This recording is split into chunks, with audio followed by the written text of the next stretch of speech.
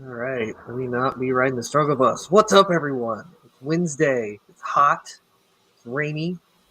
Getting ready to start the NBA Finals tomorrow with the Warriors versus the Celtics. I think everybody was surprised with the Celtics getting it. I'm going to be honest; I did not expect them to, at all, um, to even get close to coming to the finals. But they managed to do it. Unfortunately, we don't have Amon here with us. We have myself and we have Joe, so stuck with two of the three anyway. So, Hey, Joe, Meatloaf told us 2 out of 3 ain't bad. All right, it's true. He did. 2 out of 3 ain't bad. No, very true. if you're a fan of the show, you would see that Almond is actually in Texas covering international cricket right now. A great opportunity for him. He said, "F them guys." Just like Jordan with F them kids, he just said it to us, and he decided that we were not worthy to try and hurry back to his hotel. But in all seriousness, I'm doing pretty good. I'm glad to be here another Wednesday night, the most consistent show in the world, right here. Tony, me, mostly Amon, and jawing and balling. Right.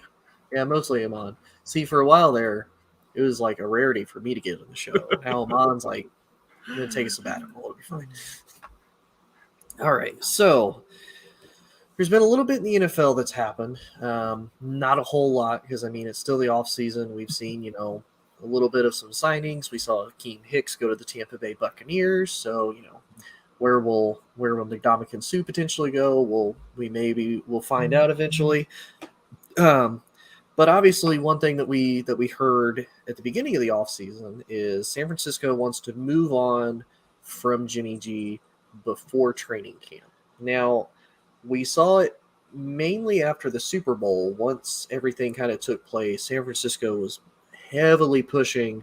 We want to get rid of Jimmy. Trey's our guy. Then they like backed off. They did a complete 180. They're like, whoa, maybe we won't get rid of Jimmy. Maybe we'll think about it. But we've since heard, if I remember right, I think Nick Bosa and George Kittle both say that Trey Lance is the real deal and that he's going to be the guy. Joe, do you think they will trade Jimmy, and where do you think they trade him to? Because there's a lot of reports saying that Jimmy's okay with being traded, but he's going to kind of have a lot of the ultimate say in where he wants to go. Mm-hmm. Do you see anywhere that is, well, because we know a few teams that are quarterback needy, but are there any that's going to tickle Jimmy's fancy to be like, I want to go there and be the starting quarterback? Because, I mean, really, Pittsburgh might be a name. Carolina is obviously out there, but do you want to go to Carolina and deal with that crap show? I mean, Seattle obviously needs a quarterback, but that's and plus, would San Francisco even trade him in the division, which is a big question. Big question. What do you think? Well, first off, obviously Bosa and Kittle got the memo from up upon high that said, shut up about Jimmy. Trey's the guy. If you're going to talk about quarterback, talk about Trey. So, yeah. I mean, we've known from the start that the Shanahans want to do right by Jimmy because for all the crap that he's taken them to 2 NFC championship games and a Super Bowl. So it's not like he's been a bust. I mean, when you look at his salary this year, his cap number is $26.9 million, which you think, well, that's pretty high. That only accounts for 12.7% of the cap. And it's actually not that bad when you look at starting quarterbacks. The issue is right now on June 1st, the Browns are the only team in the NFL with cap space to absorb him. Clearly, he's not going to Cleveland, but we know that there's going to be restructuring and things of that sort. But even if you look at the cap numbers for the teams that are up there, it's the Panthers, which you talked about. It's the Raiders, not in market for a quarterback. The Cowboys, the Bears, the Commanders, all not markets for quarterbacks. I mean, Jimmy wants an opportunity to start or at least compete. And to me, and I said this earlier in the offseason, and people kind of gave me a sideways look on the show that I was on when we did this. This was on the ASAP Network. It might be Houston. Lovie Smith, a first-year head coach in Houston. Davis Mills showed some promise, but we don't know what he can be. Lovie Smith needs a serious adult in the room, somebody who can help guide that offense because, again, I don't know where Houston is going. And if I'm Houston, Jimmy Garoppolo is a pretty good consolation prize for trying to take the next step. We liked their draft. We saw some of the players they got. Brandon Cooks re-signed there, so they have a decent wide receiver at least. He goes over 1,000 yards. You can give him that. So if I'm Jimmy, I look at that because, again, I'm looking across the league. It's just, again, Titans, Falcons, Eagles, no. Broncos, no. I mean, even the Steelers, you invest in Pickett. You're not going to put Jimmy there. I mean, the Colts aren't getting him. I mean, the Saints are not going to compete with Jameis. I mean, really, another team that pops out, and they would probably never do it, would be the Lions.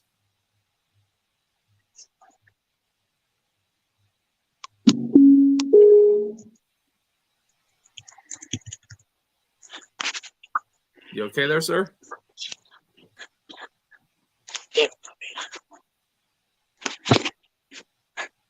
This is what we call live technical difficulties, people.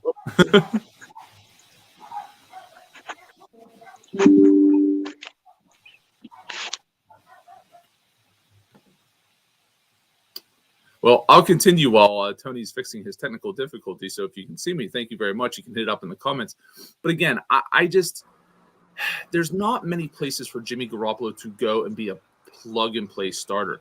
Here's another thing. The 49ers right now are up against the cap. They're only $421,000 left in cap space. Thank you. Welcome back, Tony.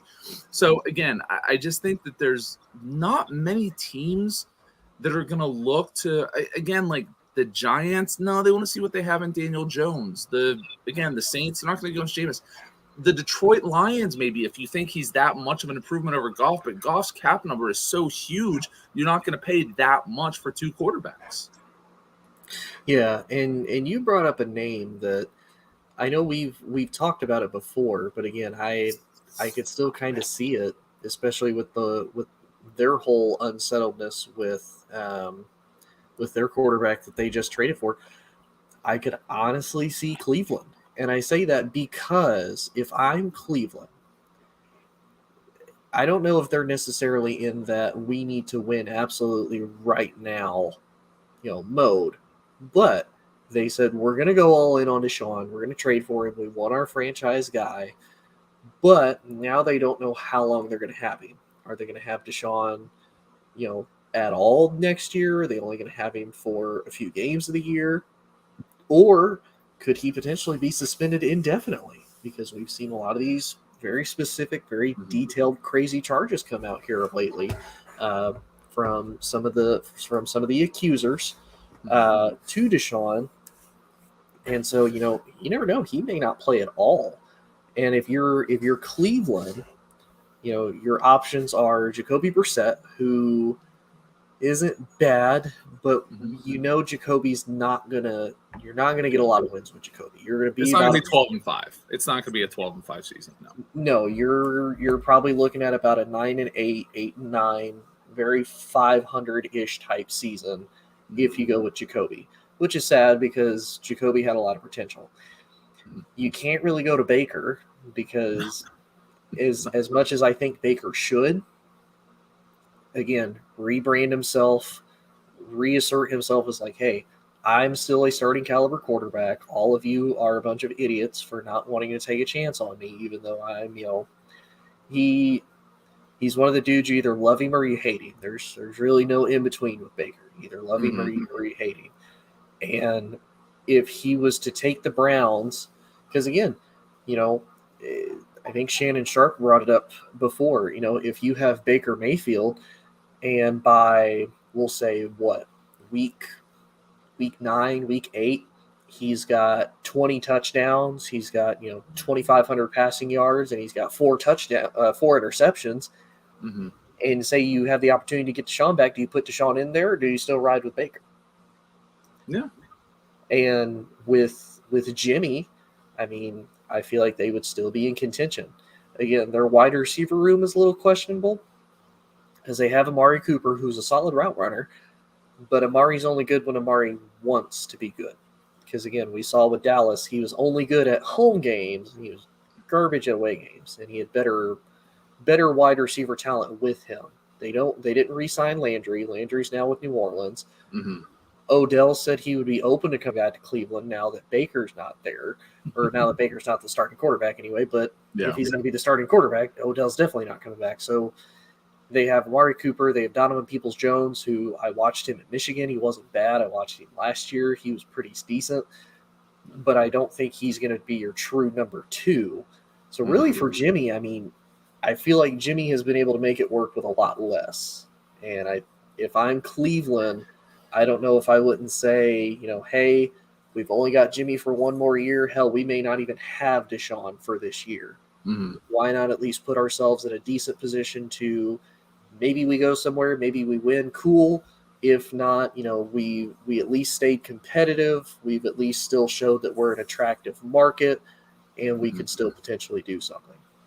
Well, I mean, and that's not a terrible idea. Obviously, it would have to hinge on Baker being cut, released, traded, whatever he's going to happen with him, because they still have the cap space. I mean, yeah, if Deshaun Watson gets suspended for a year or indefinitely with a minimum of a year, everything changes for Cleveland. Their timeline changes. Everything changes. Garoppolo makes some sense for them just because with Nick Chubb and Kareem Hunt running the ball, even with Dearness Johnson, it's a team that reminds you of the Shanahan system where it's run-based, play action. Like, yeah, you've got some receivers in Amari Cooper who we're not sure when the temperature gets below 50 degrees that he's comfortable catching the ball. I mean, people talk about on the road, which is true. He was going to go play in Washington. I'm not sure that it would have worked that well because it gets pretty cold in Washington too. So we'll see what happens with him. You talked about it, Donovan Peoples-Jones, David Bell. They got, Anthony Schwartz, slot guy, Javon Wims. I mean, there's some talent, but again, it's questionable. This is a run-first team, which actually makes some sense for Garoppolo. But it's so hinging on Deshaun, so we still don't know. But yeah, I mean, to me, I'm all aboard the Jimmy to Houston train. That's my thing because everywhere else seems like he's not going to go to Chicago because he's not going to compete with Fields. He's not going to go to Seattle unless he gets cut, which he's not going to get cut because they're not going to give up draft capital to a division rival for Jimmy. Like it's so limited.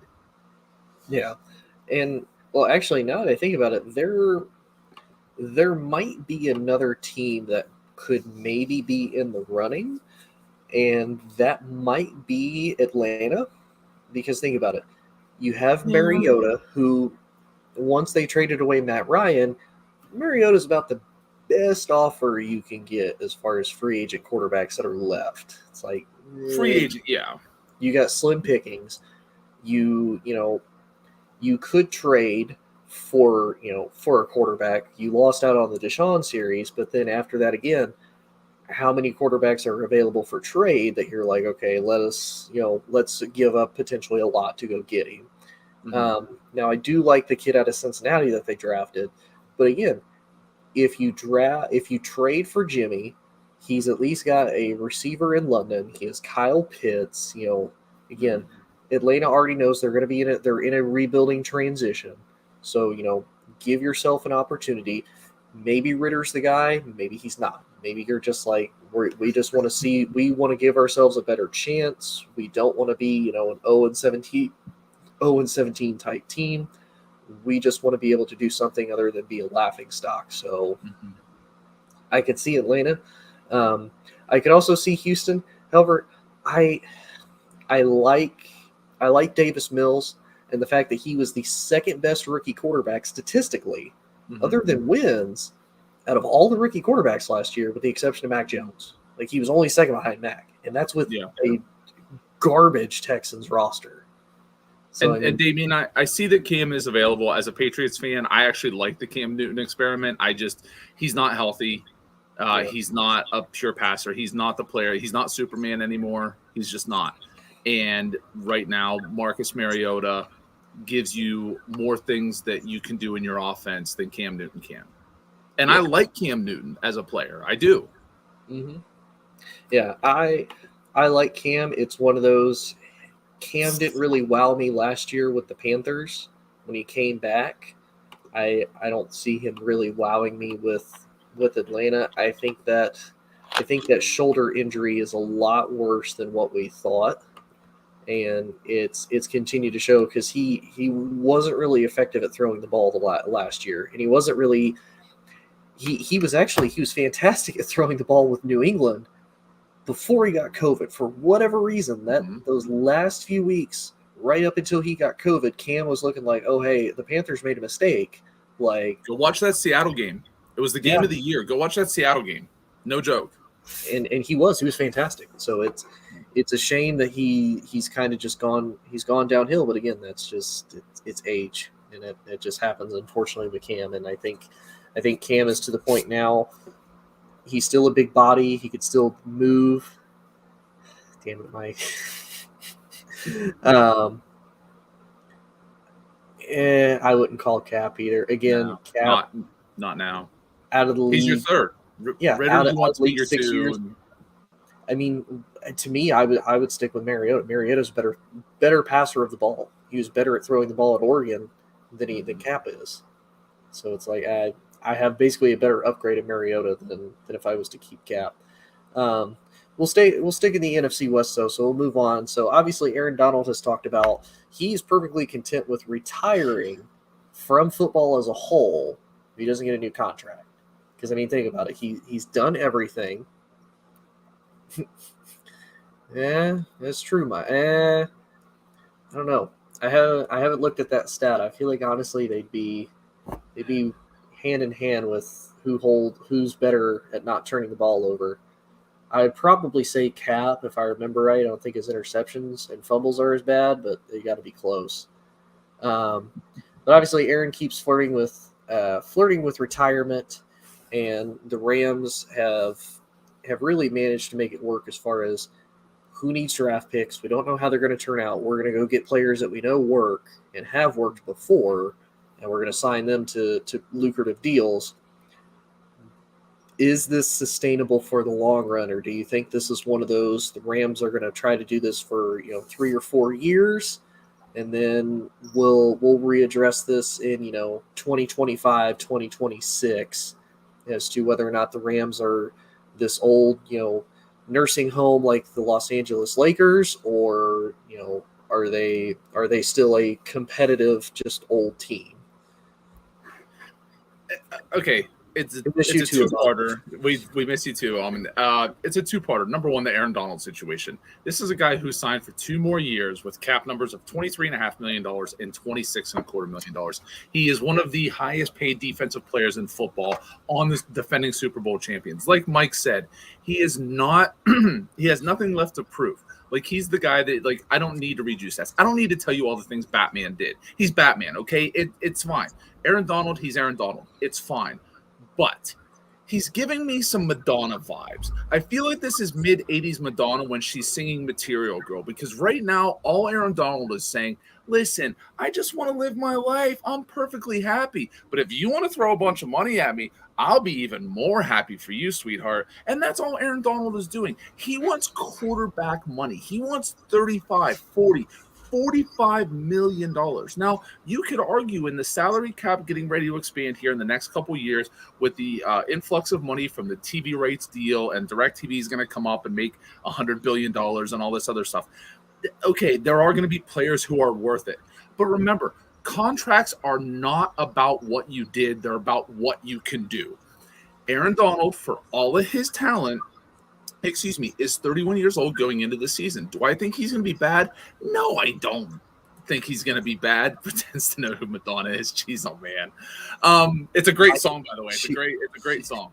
So she did the Super Bowl halftime show 10 years ago, and I know that because that was basically when I graduated, because we had a few buddies in the band that did that halftime show. So young. You guys are so young. But back to my point is, again, are you going to give Aaron Donald a 5-year, $180 million, $200 million deal in hoping that 36-year-old Aaron Donald is going to stay up? Like you said, is this going to turn into the nursing home? Is this going to turn into the LA Lakers / Rams, where all of a sudden it's like, hey, we have to shut up. I'm so old. I get it.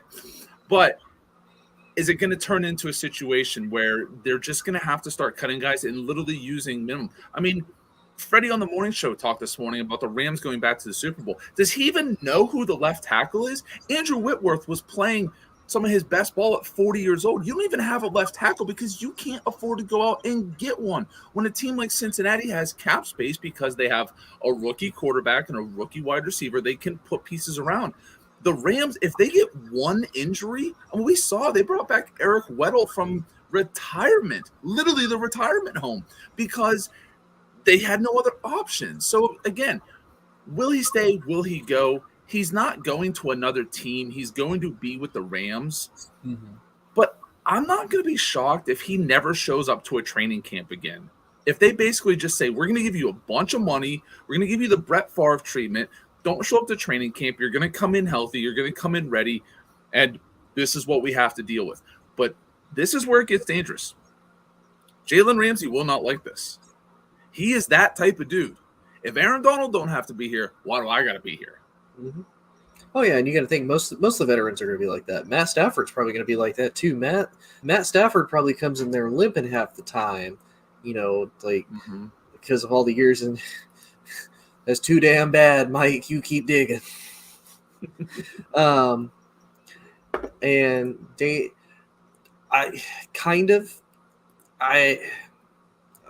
to point it out real quick because I hate that I even bring this up a lot of times, but it's so easy just to hate on Aaron. It really is.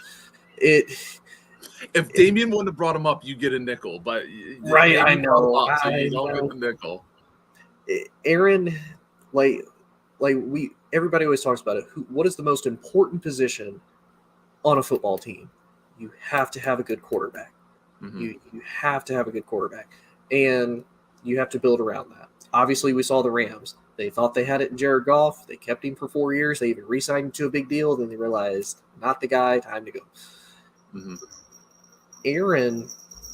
Aaron believes that he can carry the team by himself. And it's funny because at the same time, Aaron also wants the help. Aaron wants more weapons to be able to throw to. Aaron wants a defense that can, bail him out, that can stop the other team from scoring so that he doesn't have to carry the team on everything that he does. Mm-hmm. And what's funny is he's actually copying how Matt Stafford was in Detroit.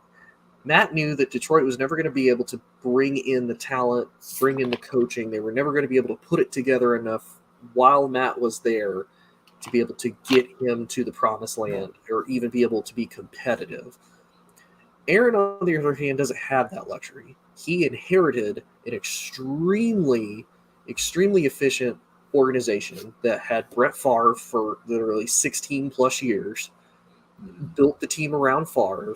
He inherits that with great weapons, a really young and very rookie-filled, talent-filled defense at the time, and wins a Super Bowl with them. Now, Aaron still wants his money, but he doesn't have the toys and he doesn't have the weapons anymore. And that's Aaron's fault. Now with Aaron Donald, he's the focal point of the defense, but we didn't really see the Rams defense do as much this year as they had the year before. Like they were still good this year, don't get me wrong, but that team flowed through how well Matt Stafford and Cooper Kupp did.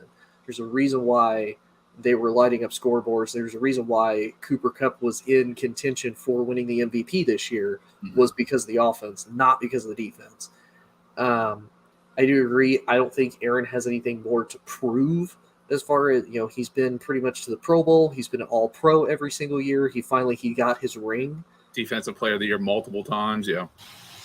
Aaron Donald could literally pull a Peyton Manning and say, I won the Super Bowl. I'm going out on top. Goodbye. Mm-hmm. Now, at the same time, like you said, Joe, do the Rams want to pay him a $5 million, 5-year, $200 million deal? Mm-hmm. Maybe.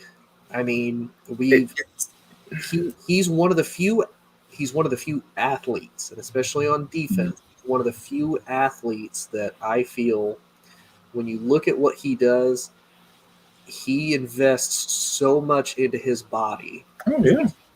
He doesn't get injured a whole lot. He's always on the field, and the dude is built ridiculously. So I could very easily still see him being productive in 236.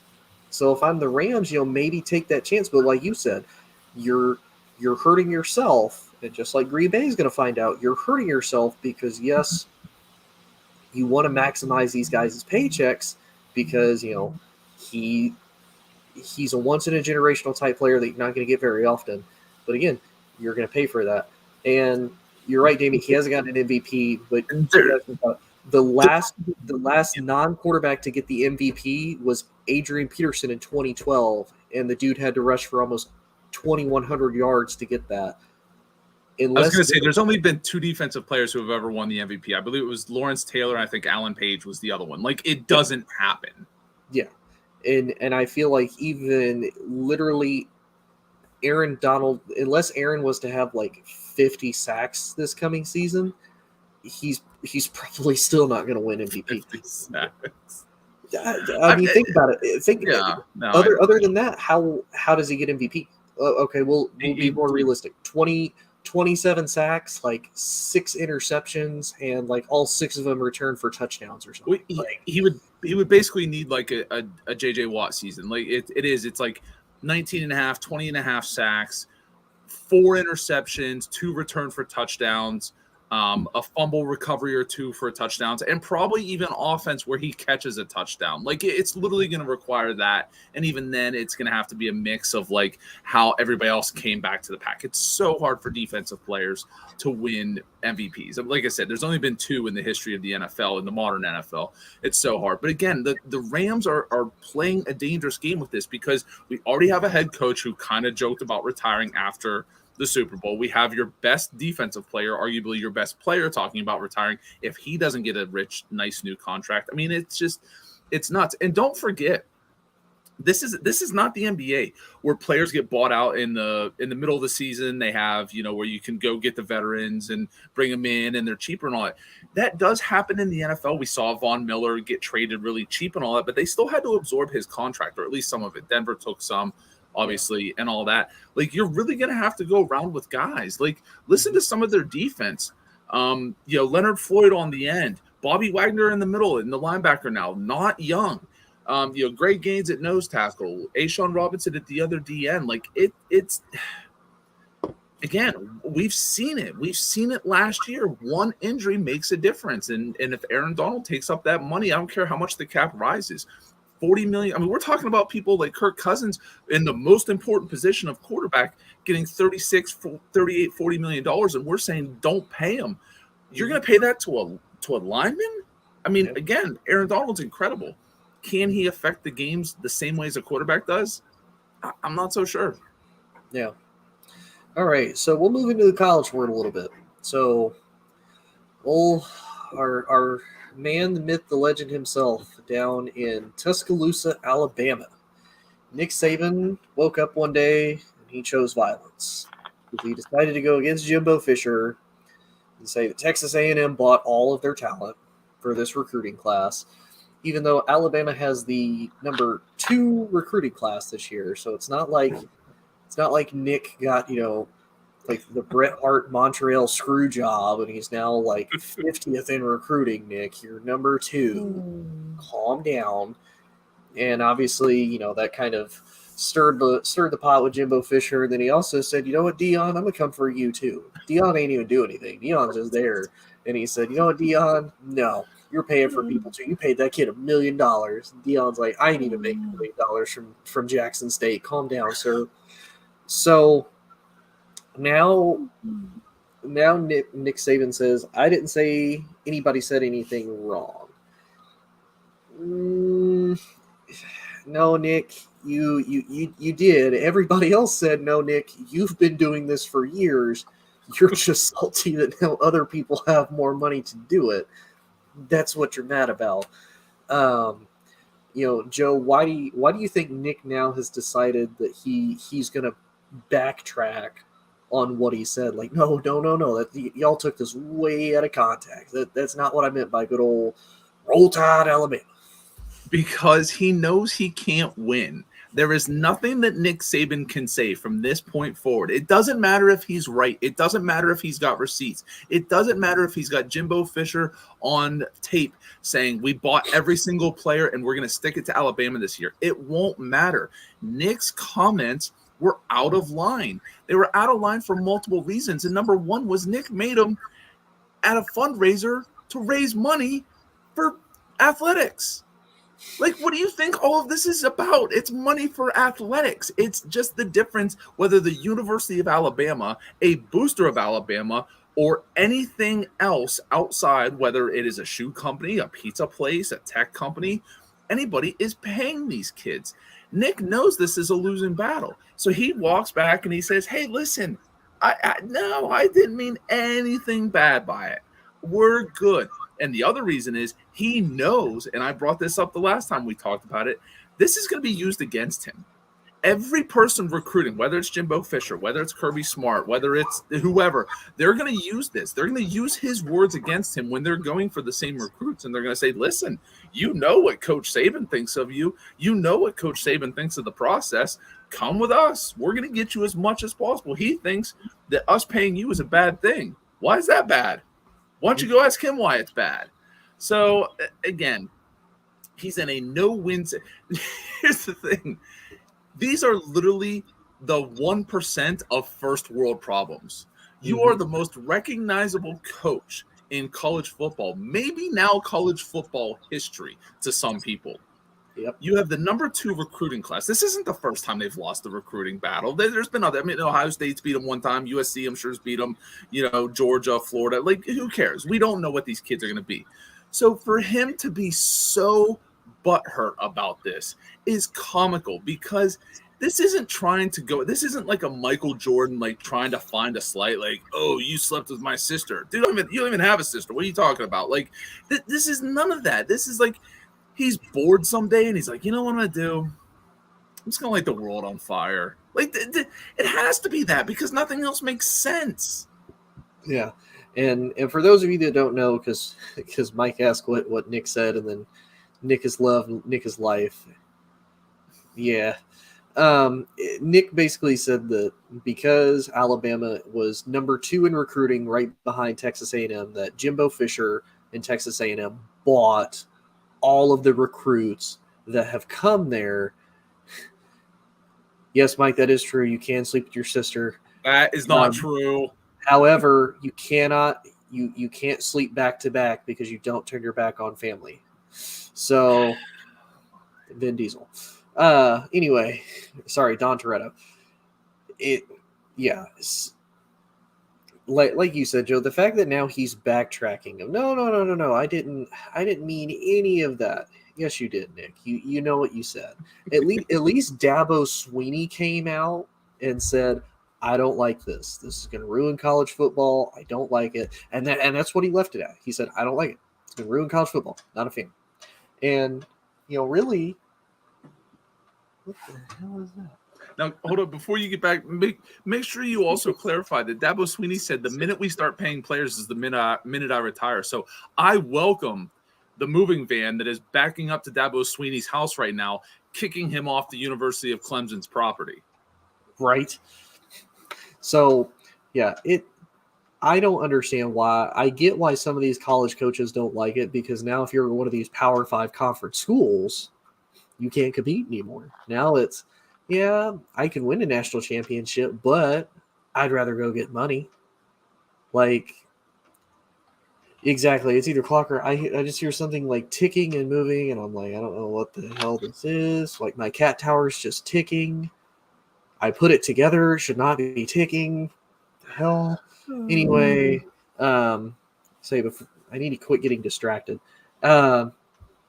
But no, Nick is just backtracking again. If you would just stand your ground and say, hey, I don't like the NIL. I think and he could even be upfront. I think this is going to be detrimental to Power 5 schools because it takes away the advantage. He could say that, and he'd be like, well, yeah, Nick, that's kind of the point. Like that's probably part of why they do it. And it's not even like Nick can't say that he's not guilty of it. Because think about it. If I'm Nick Saban, right, and I'm coming to this kid from Los Angeles, California, because USC is not in contention, I got a bunch of this great California kid talent that will do great in the college football world. If I'm Nick Saban, you got to sell to a California city kid, come to good old Tuscaloosa, middle of nowhere, cornfield and soybean, Alabama. And if I'm Nick, you're probably like, why? Why do I got to come to Tuscaloosa, Alabama? Well, A, do you want to win a championship? Yes, you should come to Alabama. Do you want to be a for sure NFL professional pro talent, whatever position you play at, player drafted more than likely in the first round? Come to Alabama. And even before they approved name, image, and likeness, how many of these colleges said, "Well, look at who we've produced as a college. We produced Ken Stabler, we produced Joe Namath, Mac Jones, Bryce Young. You could play with Bryce Young right now. You could play with Jerry Jeudy. You could play with Devontae Smith. You could play with Robert Mechie. You could play with Jameson Williams. Yeah. You could play. Well, no, you can't play with Henry Ruggs no more. Too soon. But still, you can play with all of this talent if you come to Alabama. Now, that before that was probably illegal in the college football world. Like, you can't be using some of your players' names. But people aren't stupid. Like if you play college football, what do you more than likely or if you play high school football, what do you probably do on Saturdays? You probably watch college football. So what are you going to see? Alabama, because they're normally one of the national games. What do you probably see? Ohio State, because they're in some of the national game. Like you're going to see this. So again, the fact that Nick is just butthurt because basically everybody else can do that game now, it's sad, Nick. Like you've won 7 national titles, 6 with Alabama, 1 with LSU. You are probably going to go down as one of the greatest college football coaches in the history. The only thing you could do to solidify yourself as one of the greatest coaches in history is if for whatever reason you decided to leave your platinum gold-plated mansion in Alabama and said, I want to come back to the NFL. We saw Urban Meyer do that, and it didn't work out well. No, we didn't. It didn't. 2 things. Number one, if he would have come out and basically said, like, kind of how I came up with the idea of the $2 million cap, basically as a signing bonus for every class. What if Urban Meyer just comes out and says, listen, I want to put a cap. Every college should be capped at the amount of NIL that these players can get. So if you have a player who makes $2 million in NIL, now that's a little unfair because, I get it. But at least he's being proactive. He's trying to come up with a solution. Number 2, if Nick Saban really wants to make a difference in college athletics, if he really does, and I 100% mean this, I'm not trolling, I'm not being, facetious. Next year, I think it's June 1st, that Mark Emmert retires. Nick Saban should step down from the University of Alabama and announce that he's made a deal with the NCAA that he will now be the commissioner of NCAA athletics. You want to make a difference? Cool. You were there firsthand. Let's fix it. Let's get it right. There you go. Nick Saban, you are now the head of the NCAA. Yeah, no, I could see that. And yeah, like you said, that it gives Nick his chance. Now, how many people would approve of that other than people that, say Roll Tide for a living? I don't know. But I know point is literally zero. I know one thing. I am not a Roll Tide fan, but I also don't like my first, second, third, fourth, fifth, and sixth cousin, nor my sister. So Roll Tide. Anyway, we'll keep it in the college world. So obviously reports have swirled for the last over a year, as to where Archie Manning is going to commit. Well, Arch Manning is going to commit to. And 3 schools that are left are Alabama, Georgia, and Texas.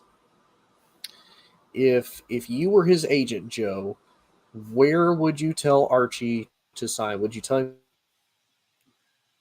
to sign with one of these 3 soon to be all SEC schools? Would you tell him, go take your talents to the Big Ten? Go try your luck in the Pac-12. Go try your luck in the ACC or even the Big 12, or go to school like Jackson State. See what you can do. Where would you tell Arch to go? Well, it wouldn't be Jackson State. Listen, it's interesting that the three teams are. Remember, by the time he comes in, Texas is going to be going to the SEC in 2024, I believe. 2023, I think, if I remember right. Yeah. So his first year could also be. I mean, they're all three SEC schools at that point. Like, he's going to play an SEC schedule for the majority of his career. So in that regard, it's interesting because he's not shying away from the competition. Mm-hmm. It is kind of surprising that he's not trying to go in a different direction because, yes, Texas quarterbacks, really the last successful one was Colt McCoy. That you could say on a large scale. I mean, people kind of make a joke of him now, but he actually really was a very good college quarterback. Alabama, for years, it was kind of a joke about Alabama quarterbacks. Now we have Jalen Hurts in the playoffs. Now we have Mac Jones in the playoffs. Now we have, Bryce Young winning the Heisman. So, I mean, it is different. Georgia's always struggled with quarterbacks. They let Justin Fields walk out the door, go to Ohio State. He was great. They can never kind of seem to get that position right or pick the right guy. So, Arch Manning, I was talking to a buddy of mine earlier who's a big-time college football fan, big-time Alabama fan. He'd be so mad that we're even talking negatively about Alabama. He'd be yelling at us right now. But he basically said that by this time, most top guys have committed to a university. It's not unsurprising as much hype is around Arch Manning that he hasn't. I think he's also waiting to see how things shuffle out. He wants to see if Bryce Young is going to get out of there as soon as he possibly can, or if it's going to be a Mac Jones situation where there's somebody waiting in the wings for somebody to leave and then play 1 year. At Texas, Texas is always – right now, Texas has to be just throwing everything at Arch Manning trying to get him because we talked about it before. They're going to struggle in the SEC. They need an identity. They need to have an influx of talent or else they are going to get mollywopped all through that schedule. And Georgia, Kirby Smart probably thinks that as much as he would love him, that they can win it with somebody else. So I think if you're ranking them in terms of need, I would go Texas, Bama, Georgia. I just don't see how he gets out of Texas. I don't. Again, with the NIL stuff, with everything else, everything that Bama and Georgia offers him, people are going to follow him to Texas. Texas is losing recruits. I don't know which state is bleeding more recruits. Is it California or is it Texas? Because they're all going to different schools, and they have been for years. And I just think you have to, if you're Texas, get somebody like Arch Manning. And again, like you said, kind of how you joked about sending him to Jackson State. Texas is a program that is down right now. If you're Arch Manning and you take Texas to the national title game, to a Final Four, you are an icon. They put you on Mount Rushmore. There are people who still talk about Ricky Williams, people who still talk about Cedric Benson, who still talk about Colt McCoy. If Arch Manning goes there and they make a Final Four, they're going to build a statue of him. That's not the same in Bama, and that's not the same in Georgia. Yeah. And again, I kind of brought it up. I've brought it up before. I've brought it up especially as we get a little bit more recently. I'm never sold on Alabama quarterbacks. Mm-hmm. And the reason why I say that is because you look at all the talent Alabama has ever had. Every single one of their offensive linemen, almost every single time, where do they go? In the first round, if not the second round, to a team, and they're immediate starters everywhere that they go. Mm-hmm. Look at their wide receiver tree. Their fifth and sixth men, fifth and sixth guys on this team are all first-round wide receivers. Same with some of their tight ends. Same with their running back situation. They've had Derrick Henry. They've had Najee Harris. You've had Mark Ingram. Alvin Kamara. Alvin Kamara. No, he was Tennessee, wasn't he? At one point, he was in that Alabama. He was. There's a famous picture of 6 running backs, and they're all in the NFL. Yeah, he was. Yeah. He was at Alabama, and he had to leave to go to Tennessee because it was so crowded. Yeah. So, to me, it's kind of like what we think is happening with Trevor Lawrence right now. We think Trevor is kind of suffering from, I have to overcompensate because now I don't have all this first round talent surrounding me like I had pretty much my entire time at Clemson. Mhm. I think Archie might suffer the same thing. It's like you kind of get used to that. And think about it. Who are the teams that are probably going to be at the bottom that are going to be drafting a quarterback by the time Archie hits? Maybe Detroit, more than likely Detroit. The Jets when Zach Wilson busts, which I think will happen because, again, I think they overreached on Zach Wilson. So probably the Jets. The Packers may or may not be in there by that time because think about it. Aaron either may or may not be done, or he may or may not leave Green Bay. So Green Bay is going to be searching for a quarterback. Yeah. So now, okay, Green Bay is going to be in the mix. It's going to be rare that you end up going to an organization like the Steelers, who are a little bit better ran than some of these other teams. Same with the Colts. You may not be lucky enough to land to the Colts. Potentially that later in the draft, but there are going to be a lot of really crappy teams. Washington may potentially be in there. Jacksonville will probably be in there. Like we know Jacksonville's probably going to be in there. So yeah, if I'm Archie, I would go to Texas because Texas is going into the SEC. What better way to establish yourself as a quarterback and not only go to, really a school that, even though they've had a lot of years of mediocrity, especially here of late, name one of the bigger brands in college football that is mediocre, that has the following, the support, everything that Texas does, other USC. than like USC. USC. Bama, Texas, USC, probably LSU, Notre Dame, Ohio State, yeah. Michigan, even like Miami. There are very few teams that, even through years plus of mediocrity, can still have that level of college football notoriety and still be a big time college football recruiting place. So if I'm Archie, why not take the challenge? Be like, hey, I'm going to come to Texas. I'm going to succeed in Texas, and we're going to be Texas. We're going to go in the SEC, and I'm going to compete, and I'm going to compete with what I have, and we're going to see what happens. Will I get my ass kicked by Alabama? Maybe. I don't know. We'll find out. But to me, that would be the better of the two. If I had to rank them 1 to 3, I would say Texas, Georgia, Bama. Bama, again, is last resort. Again, if you purely just want to win, and you want to win a championship, and you want to for sure be a first-round talent, which you're going to be anyway, unless you just completely flop in college, going to be a first-round talent regardless, I wouldn't even worry about that. Georgia, I could see as, okay, hey, let's keep this, potential Georgia legacy, Georgia dynasty maybe rolling and, beating and competing with Alabama.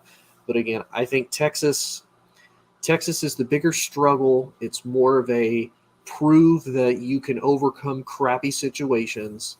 Again, not like Texas is devoid of talent completely, but you're not going to have nearly the talent or the recruiting that you're going to have with Bama and Georgia. But that's me. If I'm Archie's agent, or if I'm even Archie, I'm like, hey, go to Texas, Texas. And even if you fizzle out in the pros, you're Texas immortality. Like, you are literally a god if you walk in the state of Texas. Yeah, pretty much exactly. Okay, so we'll move on to. Yeah, we got time for one more topic. We'll move on to our last one. And Bill Belichick said he didn't want to coach into his 70s, but I think Bill, he just turned 70, didn't he? Or yeah. He just turned 70. Him and Nick Saban are both in their 70s and still coaching. Do you think this is going to be the last run for Belichick as far as, coaching? Do you think this is going to be one of those, either he tries to go out on top or he does what he can, and maybe moves more into the GM role. Because right now he's the GM and the head coach of the Patriots. Do you think then, okay, now he's going to move out of the head coaching, he's going to pick the new head coach, and he's just going to be a GM? What do you think? That's really tough because I think Bill loves coaching. Like let's get that clear first of all. Bill absolutely loves coaching. It is what he wakes up to do. He has lost a wife over it. He has his kids on staff, so he can be close to them. Like he lives and breathes coaching. Like he really does enjoy teaching young players about football, about the history of football. He's basically a football encyclopedia, and to pass on that knowledge to him gets him excited. It says people, "Oh, I wake up and excited for my job." That's Bill Belichick. So yeah, and April 16th he turned 70 years old. So he's literally 70 years old. Yeah. I remember when he made the quotas in reference to Marv Levy coaching into his 70s. It was, I don't want to be like Marv Levy coaching into my 70s. Well, Bill, now the clock's ticking. So how much longer? I could see 5 more years. I really can. This excites him. I actually think that he became bored with coaching at times with Tom Brady. And that's not to say that he didn't put in the effort. Please don't think that. I think it was more along the lines of like, okay, I have one of the greatest players of all time by my side. We're able to do things that nobody else has done. This isn't Patriots fandom. This is just facts. Like what they did, nobody else has done. So like you can't argue that. And now it's almost like, okay, what do we do? Where do we go from here? You see him always tinkering with the defense, always tinkering with the offense, doing these things, bringing in coaches, doing this, doing that. I think it excites him.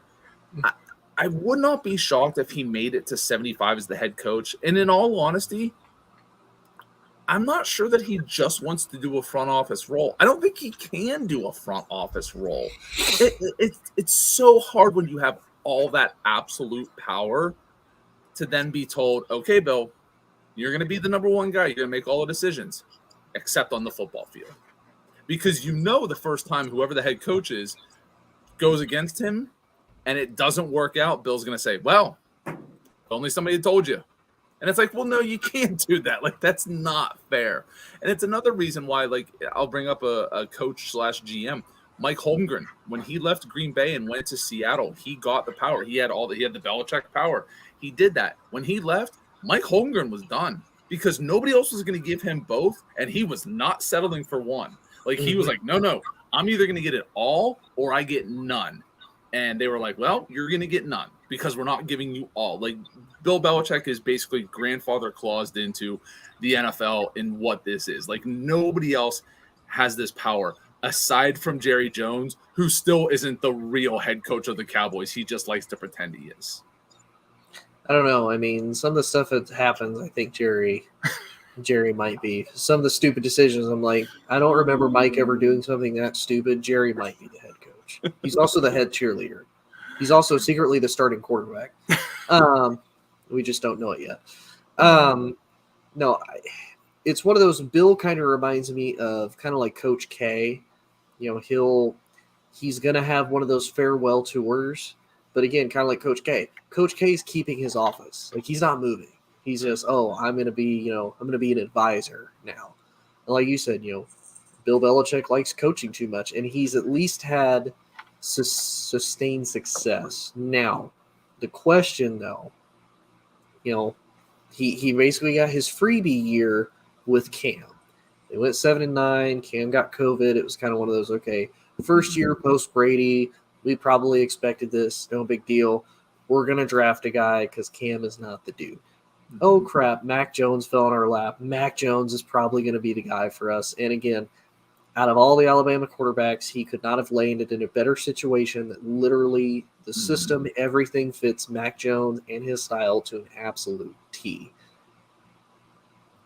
But how does Bill move on now, especially since Josh McDaniels is gone? Because if he'd kept Josh, I mean, really, all Bill's got to do is like, hey, I just kind of have to run the team. I got to figure out salary cap.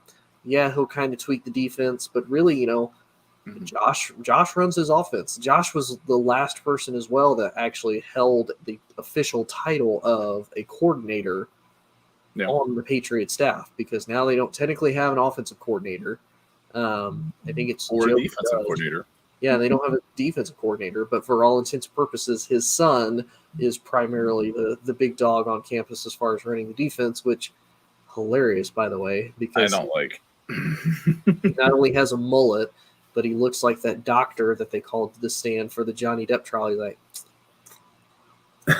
like just like, why are you weird? Like, why are you this way, man? Like, your dad is He's got peanut butter on his face and he's got to lick it off. Like, your dad is just so stoic. Like, he's just got the same RBF face all the time. You're just over. But I mean, this Patriots team is a team that he likes because it doesn't have exact pieces. Like when fans and when I think a lot of other coaches, when they look at NFL teams, they think of them like a puzzle. And they say, okay, there's 1,000 pieces. I need to make all of these 1,000 pieces fit. And Bill Belichick looks at it and says, listen, I've got 800 pieces. I need to make this thing look as close to 1,000 pieces as I can. And that's what excites him. When you look at it, they don't have a number one wide receiver. Who's their best defensive player?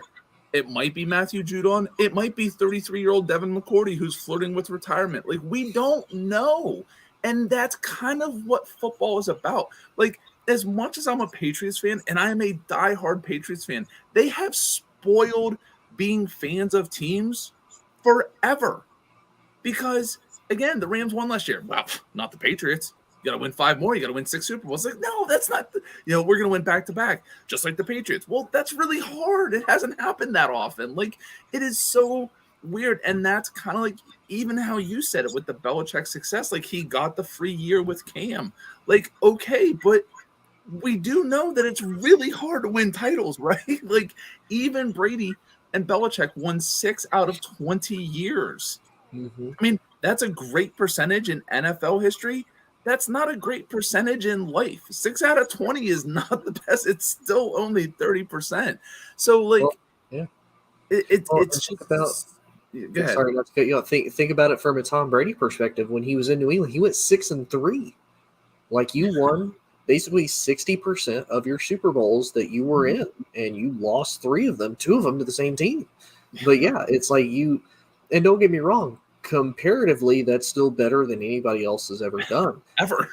but yeah, and again, part of it makes me wonder, because again, there you have the current New England fans who have literally never known life outside of Bill Belichick and Tom Brady.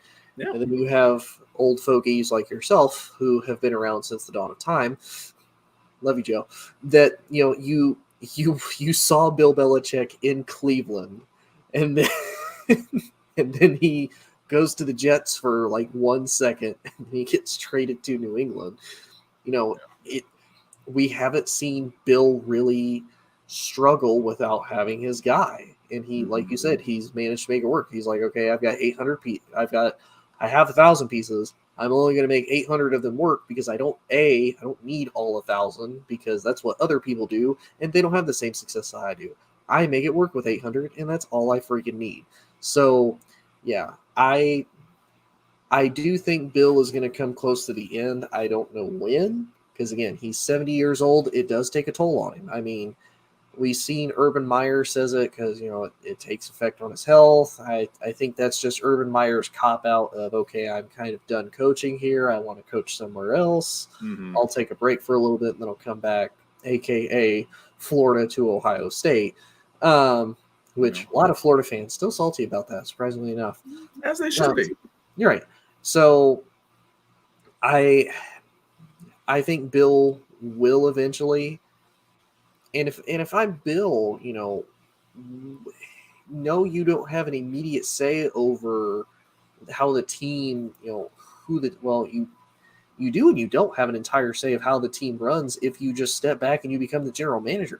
You could be a Jerry Jones. You could be like, okay, yes, I'm going to bring in, what's a head coach name? He brought Bill Parcells in to basically be the football czar in Dallas. Jerry Jones did. Yeah. So, hell, we'll say for hypothetical, bring in somebody from, we'll say Kellen Moore for giggles and because it's a say Bill Belichick says, okay, Kellen, you're going to be my head coach, but I'm going to have all the final say as far as how the roster is. I'm going to hire your offensive coordinator. I'm going to hire your defensive coordinator. You are only head coach in title. That is it. You have no say in what the team actually does. I still have the entire say, but I'm going to do it from the back office, and you're going to make it work. Okay, bye. And if it doesn't work, it's your fault. Yes. Yeah. Exactly. If it doesn't work, and I could 100% see Bill Belichick, and I feel like that would be his. I feel like that would be his reach around to the loophole of, okay, I'm not technically coaching anymore because I'm not there, but everybody that comes in is going to do what I'm going to say. So, let me ask you one question because I know we're out of time here. Before Bill Belichick retires, does he make it back to another conference championship game? Not a Super Bowl. Does he make it to a conference championship game? Mac Jones at quarterback. We see what the AFC is before he finally steps away. If he does, see, I don't think he does, because that's fair. The AFC is so stacked and stacked with still very young talent. Like, for all the Herbert haters out there, Herbert is still going to be a pain in the butt. Mahomes is still going to be a pain in the butt. Josh Allen in your own division is still going to be a pain in the butt. Like, and those are just the three. So you got to think those are at least going to be the 1 and 2 seed. Whoever, because obviously the Chargers can only be a wild card after that. They also can't win the division. Whoever comes out of the AFC South, and they're hot in it. And then you still have Lamar Jackson and the Ravens, who if they can keep it together as far as defense, and Lamar just run for his absolute life. You still have Joe Burrow, Deshaun Watson. You have Joe Burrow. Pittsburgh, even without a quarterback, I still feel like will be relatively competitive and consistent. So I mean, you've got 7-8 teams right there that you have to go through at least. And you just have to hope that teams like Miami, stumble on themselves with, to a quarterback, but they have the talent everywhere else. You just have to hope that they struggle enough that you can make it in. So, I mean, I could very easily see it not happening. I mean, I could see them maybe getting close, like if they're able to sneak into the wild card, maybe getting to like a divisional. I don't know if they would be able to match. Because think about it. So say the Bills are the 1 seed and the Patriots are the 5th. I mean, they might, but I don't know how close you do with a third matchup against the Bills. Like we saw it last year, not well. Yeah, it didn't end well. No, I mean, there's always surprise teams. Usually you see Cincinnati was a surprise team this year. We all forget Tennessee was the number 1 overall seed, and it was like, no, that didn't last very long. So, I mean, there's always teams that sneak into the divisional and even the conference championship games. A couple years ago, San Francisco, upsetting Green Bay. That was kind of a surprise, things of that sort. So, I mean, do I want to say I'd say he does make it back, but it would definitely be shocking when you look at the dearth of talent, especially at the quarterback position in the AFC, especially. Yeah. Yeah. Again, I would still say it's an extreme maybe. Like I don't think it's that's completely fair. I'm not going to be like a Patriots fan, yell at it. Like that's completely fair. Yeah, and again, it's not because they don't have the talent. I'm not saying that New England sucks by no means. It's just the AFC as a whole conference has just gotten better. It's not going to be a cakewalk like what it used to. Because I mean, think about it.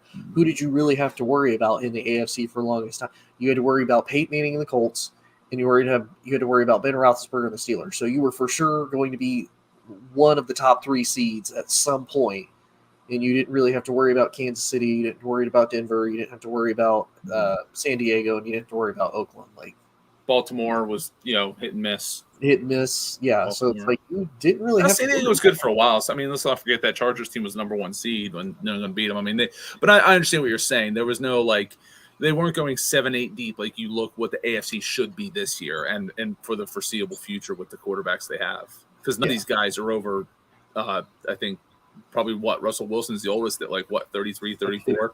Yeah, he's the oldest. And then I think I think Patty might be right after him. I think But Carr, he's not in his 30s, but he's like the second. I think maybe Carr. I don't know, but no, but Carr, anyway, like right. yeah, Carr would but be none of these guys are like on the. I mean, you could argue Wilson's probably in the middle to the back half of his career, but nobody's like 38 on their way out. There's no Matt Ryan that we're talking about. It's the other way. Yeah. But yeah, guys, this has been another episode of Jawing and Balling. Hope y'all appreciate it. Please like, share, subscribe. Let us know how we did. Please always comment. We'll always interact with you. We'll always answer questions. You can also always find Joe on Out of Bounds with a Z on his podcast. You can also find me on Inside the Hoosier Mind. I posted our episode from last week because that was a phenomenal episode. Again, thank you all to everybody that's watched. Thanks to everybody that watched this episode. We really do appreciate it. We appreciate the growth. Yeah, and as always, Joe, it's a blast. This is one of, 4 more episodes we have without him on? Or 3? I think 3. Yeah, he's in Texas, so he checked in earlier, but he's got a busy schedule, so we don't expect him. But you never know. Maybe we'll bring in some special guests from the ASAP Network, or maybe you and I will just hold down the fort. We'll just have to see what the future holds. Right. But yeah, guys, it's been another episode of Jawing Balling. Again, if you like it, please let us know, like, share, subscribe, and we will see y'all next Wednesday.